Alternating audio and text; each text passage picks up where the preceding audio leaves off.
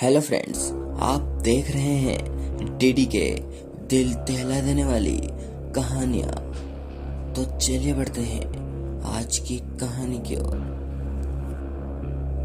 अभी अभी हाल ही में खमेसर आया था इस कस्बे में। ऐसा कस्बा जो धीरे धीरे शहर का रूप ले रहा था। इधर उधर दूर दूर तक बड़ी बड़ी बिल्डिंगें बन रही थी। कहीं कहीं आसपास में कई सारी बिल्डिंगें बन रही थी, तो कहीं कहीं एकदम से सन्नाटा पसरा था। दूर दूर तक एक भी घर नहीं थे। तो किसी एरिया में एक आधी कच्ची झोपड़ी नजर आ रही थी। दरअसल खमेसर का बड़ा भाई इस कस्बे में मजदूरी का काम करता था।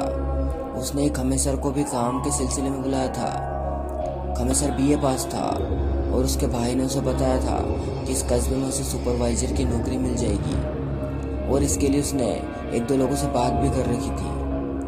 जून की तपती दोपहरी में खमेसर साइकिल दौड़ाता हुआ अपने भाई के बताए हुए पते पर चला आ रहा था। उबड़ खबड़ रास्ता और वो तेजी से साइकिल चला रहा था। वो पसीने से पूरा भीग चुका था। उसने साइकिल धीरे करी और पास में दिख रही एक दुकान की ओर बढ़ा। दुकान पर जाकर उसने दुकानदार को कागज पर लिखा पता बताया और दुकानदार के बताए हुए रास्ते पर आगे बढ़ गया। अभी खमेसर थोड़ा ही आगे बढ़ा था कि उसे 8-10 साल का एक लड़का मिला। लड़के ने हाथ दिखाकर खमेसर को रुकने का इशारा किया और कहा कि अंकल, मुझे भी ले चलेंगे क्या? अब खमेसर ने रुककर उस लड़के को पता दिखाया और बताया कि उसे वहां पहुंचना जरूरी है। फिर लड़के ने कहा कि ये पता तो उसे मालूम है और उसे भी उधर ही जाना है। फिर क्या था, खमेसर ने उस लड़के को साइकिल पर आगे ही बिठा लिया और उससे कुछ बातें करते हुए आगे बढ़ने लगा। लगभग 5-7 मिनट के बाद लड़के ने खमेसर को एक बन रही बिल्डिंग की तरफ इशारा करते हुए कहा कि अंकल, यही वो बिल्डिंग है जिसका पता आपने मुझे बताया है। फिर लड़के ने कहा कि अंकल, पहले आप अपना काम कर लो, फिर मेरा घर थोड़ा आगे है, आप वहाँ मुझे छोड़ देना। खमेसर ने कहा कि ठीक है और अपनी साइकिल को उस बन रही बिल्डिंग की तरफ मोड़ दिया। बिल्डिंग के पास पहुंचते ही उसे एक आदमी मिला जो कि शायद वॉचमैन था। खमेसर ने उस आदमी को कागज दिखाया और पूछा कि क्या यह पता यहीं का है? वॉचमैन ने कहा कि हाँ, यह पता यहीं का है। उसके बाद खमेसर ने वॉचमैन से कहा कि मिश्रा जी से मिलना है। वॉचमैन ने कहा कि मिश्रा जी तो यहीं पर थे, अभी अभी निकल गए और अब वो 1 घंटे के बाद ही मिलेंगे। कोई बात नहीं, मैं फिर से 1 घंटे में आ जाऊंगा। जब मिश्रा जी आ जाएंगे तो आप बता देना। मैं जरा इस बच्चे को इसके घर पर छोड़कर आता हूँ। वॉचमैन ने पूछा कि किस बच्चे को? इस पर खमेसर ने उस 8-10 साल के बच्चे की तरफ इशारा करते हुए कहा कि इसे। वॉचमैन को थोड़ा अजीब लगा क्योंकि उसे कोई भी बच्चा दिखाई नहीं दे रहा था। उसने बात को टालने के लिए कहा कि ठीक है, जाओ, पर 1 घंटे में आ जाना, क्योंकि मिश्रा जी आने के 1-2 घंटे बाद वापस से चले जाएंगे। खमेसर हामी भर देता है और साइकिल मोड़ लेता है। अभी भी वॉचमैन मुंह सिकुड़ते हुए खमेसर को देखा जा रहा था। खमेसर बच्चे के बताए हुए रास्ते पर निकल पड़ता है। लगभग 20-25 मिनट साइकिल चलाने के बाद वो एक सुनसान इलाके पर पहुंचते हैं।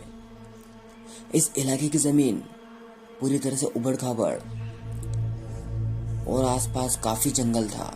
जगह जगह पर झाड़ियां थी, कहीं कहीं कुछ छोटे बड़े गड्ढे भी थे। खमेसर ने चौंकते हुए उस बच्चे से पूछा कि क्या तुम इस इलाके में रहते हो?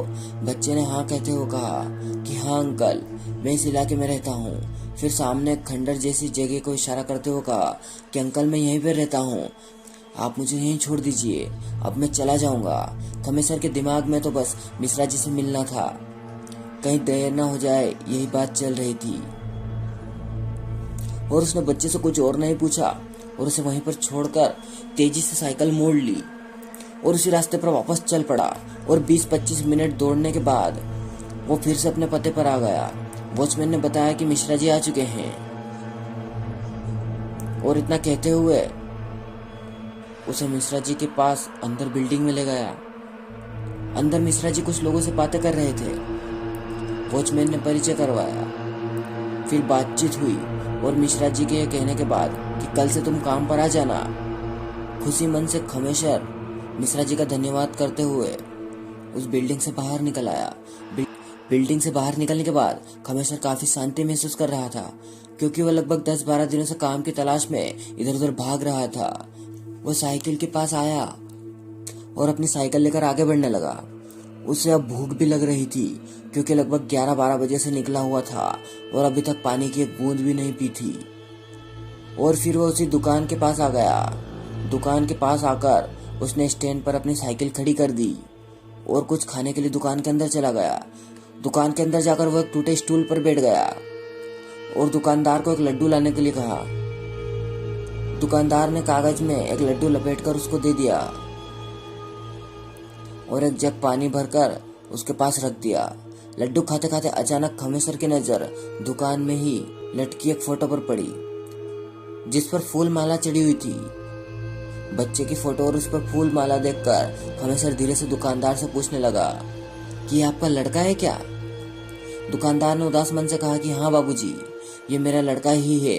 अभी इसकी उम्र ही क्या थी, दुनिया भी ठीक से नहीं देख पाया था। भगवान की मर्जी के आगे किसकी मर्जी चलती है। दुकानदार की इतनी बातें सुनने के बाद खमेसर धीरे से उठा और उस फोटो के पास पहुंचकर गौर से उसने देखा। फोटो को गौर से देखने के बाद एकदम से कुछ याद आ गया उसको। उसके चेहरे पर घबराहट के साथ पसीना भी आ गया। उसके शरीर से कंपन शुरू हो गई। बिना कुछ बोले वो फिर से अपनी जगह पर बैठ गया। दुकानदार ने खमेसर को चाय का गिलास दिया और कहा कि बाबू, सबको जाना है, पर समय से जाना अच्छा लगता है। यह मेरा लड़का बहुत ही होनहार था, सबकी मदद करता था, यहाँ तक कि बिना जान पहचान के लोगों की भी मदद करता था। इस एरिया के सभी लोग उसे बहुत ही चाहते थे। उसे इस इलाके के बारे में पूरी जानकारी थी। जब भी कोई अनजाना कोई पता पूछता था तो वो केवल पता ही नहीं बताता था, बल्कि उस आदमी को वहाँ छोड़कर भी आता था। इसी वजह से सभी लोग उसे बहुत ही प्यार करते थे। लगभग 1 महीने पहले की बात है। एक दिन एक अनजाना मेरी दुकान पर आया। उसे किसी जगह पर जाना था जहाँ से आप आ रहे हैं। मेरा बेटा उस अनजाने को लेकर वहाँ पहुँचा। उस दिन उस बिल्डिंग के दूसरे माले पर काम चल रहा था। पता नहीं मेरे बेटे के दिमाग में क्या आया कि वो एक पटिया पर चढ़ गया। वो पटिया पूरी तरह से बंधा नहीं था। अब उसका पैर फिसला कि क्या हुआ पता नहीं, और वो पटिया पे से गिर पड़ा और वहां से कुछ लोग उसे अस्पताल लेकर पहुंचे। तब तक उसके प्राण निकल चुके थे। इतना कहने के बाद उस दुकानदार की आंखों में आंसू आ गए थे। अब खमेसर थोड़ा आराम महसूस कर रहा था। वो सोच नहीं पा रहा था कि इस दुकानदार को कैसे बताएं कि अभी इसी लड़के ने उसे उस पथ तक पहुंचाया था। अभी खमेसर कुछ बोल पाता उससे पहले ही दुकानदार ने फिर से बोला कि बाबूजी, इसके बाद हमने इस बच्चे को एक सुनसान जगह पर जाकर दफना दिया। दुकानदार ने बातों ही बातों में ये भी बता दिया था कि ये जगह आप जो पता पूछ रहे थे उससे थोड़े ही आगे है। फिर अचानक खमेसर के भी आंसू निकल पड़े और वो रोते हुए दुकानदार से कहा कि काका, यह लड़का आज भी हमें उस पते पर पहुंचाया है और फिर इसे मैंने उस सुनसान जगह पे ले जाकर छोड़ दिया था, क्योंकि ये लड़का बता रहा था कि ये वहीं पर रहता है, पर मैं इसके साथ इसके रहने की जगह पर नहीं गया था। अब दुकानदार फूट फूट कर रोने लगा और कहने लगा कि बाबू, जरूर वो मेरा मुन्ना ही होगा, क्योंकि कल भी उसने किसी को उनके पते पर पहुंचाया था।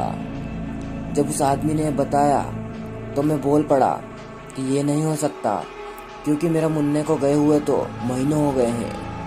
पर जब आपके साथ भी यही घटना घटी है तो अब मुझे यकीन हो गया है कि वो मेरा मुन्ना ही होगा और वो दफनाई हुई जगह से आकर अपनी दुकान के आसपास ही रहता होगा। अभी दुकानदार और खमेसर की बात चल ही रही थी कि खमेसर के पते वाला वो वॉचमैन भी चाय पीने वहां गया। उसे देखते ही दुकानदार उसे चाय देने लगा।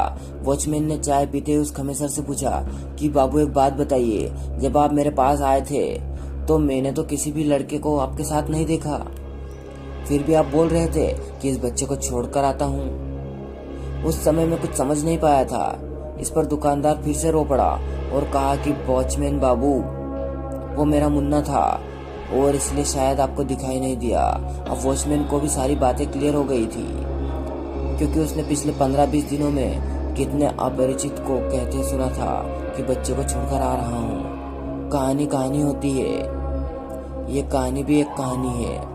और वो भी पूरी तरह से काल्पनिक। इसे मनोरंजन के रूप में ही देखें। और ये कहना कि ये आत्मा नहीं होती, ये बात मुझे हजम नहीं होती। मैं तो बार बार यही कहूँगा कि अगर भगवान का अस्तित्व है तो भूत प्रेतों का भी अस्तित्व है। जय बजरंग। तो दोस्तों, आपको ये घटना कैसी लगी हमें कमेंट करके जरूर बताएं। साथ ही वीडियो को लाइक और चैनल को सब्सक्राइब जरूर कर लें।